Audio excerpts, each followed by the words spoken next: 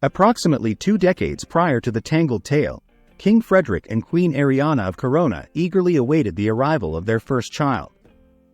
However, tragedy struck when the queen fell gravely ill late in her pregnancy. Sadly, the illness threatened not only her life but also that of her unborn child. Faced with the imminent loss of his beloved, the king took decisive action.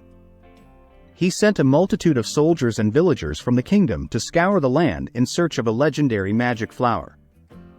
Legend had it that this flower had been created by a single beam of sunlight and possessed remarkable healing powers. The news of this mystical flower had spread throughout the kingdom, offering the king a glimmer of hope in this time of despair. With the kingdom's population mobilized, they embarked on a quest to find the rumored flower. The entire populace of Corona was enlisted in this mission, driven by the shared goal of saving their beloved queen and her unborn child. The knowledge that this magic flower held the potential to heal illnesses fueled their determination to find it, no matter how great the challenge.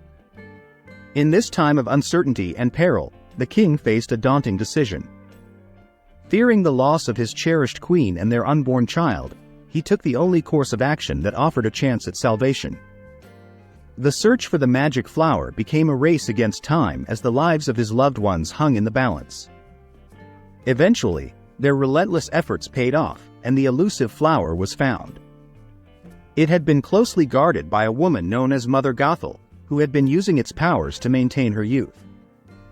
Over the years, she had kept the flower hidden and sang a special song to harness its rejuvenating properties. The flower was carefully retrieved and prepared into a potent medicine that was administered to the ailing queen. The healing effects were immediate and remarkable. The queen's health was fully restored. This miraculous recovery brought immense joy to the kingdom as the impending tragedy was averted. In due time, the queen gave birth to a beautiful baby girl, who was named Rapunzel.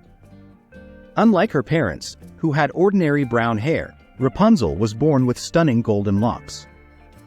Her birth was a momentous occasion, and the kingdom rejoiced at the arrival of their new princess.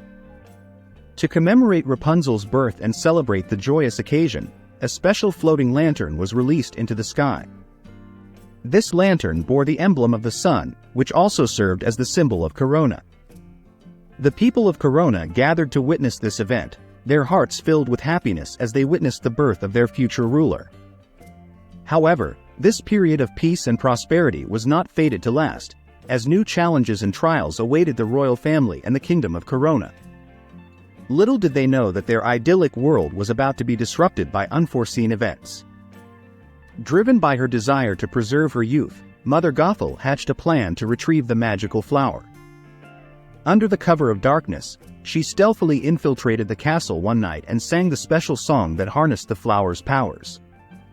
However, upon discovering that the flower was no longer in the kingdom's possession, she turned her attention to Rapunzel. To her surprise and delight, Gothel found that the flower's magical properties had been transferred to Rapunzel's hair. Overwhelmed with excitement at the prospect of eternal youth, Gothel attempted to cut a lock of Rapunzel's hair for herself. But to her dismay, the severed piece lost its magic and turned brown. Realizing that the power resided only in the hair while it was still attached to Rapunzel, Gothel formulated a new plan. Fueled by desperation and determination, Gothel devised a plan to kidnap the young princess and spirit her away to a hidden tower deep within the forest. There, she raised Rapunzel as her own daughter, teaching her to sing the flower's song and how to care for her magical hair. To ensure a steady supply of the rejuvenating powers, Gothel took great care to continuously brush and tend to Rapunzel's hair, encouraging its growth. Although Rapunzel yearned to explore the world beyond the tower's walls, Gothel warned her of the perils that awaited. She painted a picture of a dangerous and cruel world inhabited by individuals who sought to exploit Rapunzel's powers for their selfish desires. Gothel's tales of a harsh and unforgiving world beyond the safety of the tower served to deter Rapunzel from venturing out and ultimately kept her confined within the tower's walls. Gothel's actions were driven by her obsession with maintaining her youthful appearance and her determination to keep the source of her magical powers, Rapunzel's hair, a closely guarded secret. She utilized fear and manipulation to keep Rapunzel isolated and dependent, ensuring that her magical powers would remain exclusive to her. As the years passed, the kingdom of Corona was plunged into a state of melancholy and despair.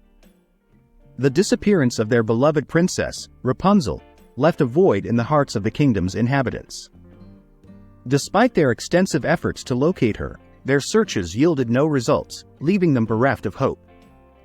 In their sorrow, the king and queen established a tradition in the hopes of one day reuniting with their lost child.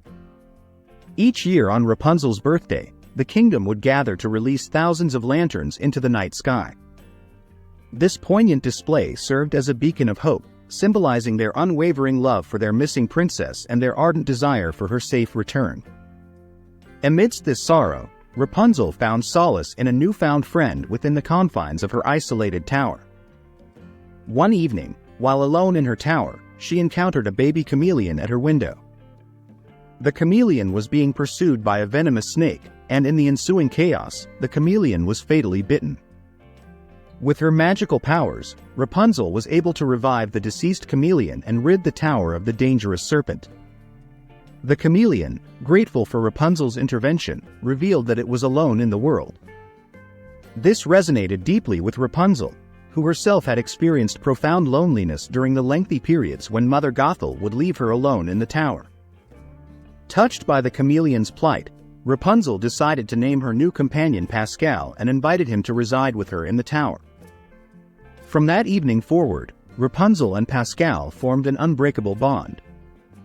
Their shared experiences of solitude and their unwavering support for one another provided them with a sense of companionship that alleviated their feelings of isolation. They became inseparable, offering each other comfort and companionship amidst the isolation of the tower.